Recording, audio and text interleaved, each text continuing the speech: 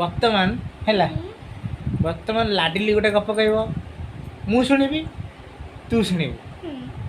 ତାପରେ ଗୁଡୁରୁ ତୁ କହିବୁ ଲାଡିଲି ଶୁଣିବ ମୁଁ ଶୁଣିବି ହେଲା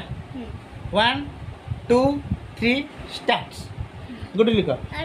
ସରି ଲାଡିଲି କହିବ ଲାଡିଲି କହ ଟୁନା ଟୁନି ହେଲା ତାଙ୍କ ପାଖରେ ଚାଉଳ ନଥିଲା ସେମାନେ ଜଙ୍ଗଲରୁ ଗଲେ ଚାଉଳ ଆଣି ହେଲା ତାପରେ ପିଠା କଲେ ହେଲା ତାପରେ କାଠ ତାଙ୍କ ପାଖରେ ନଥିଲା ସେମାନେ କାଠ ଆଣିକିନା ନେଲେ ବାଘ ମାମା ଆସିକିନା ହେଲା କହିଲା କଣ ବାସ୍ନା ହଉଛି ସେ ଯୋଉ କୁହଣା ଯାଇଥିଲା ଟୁନା ଟୁନି ଜପୁ ପିଠା ସେ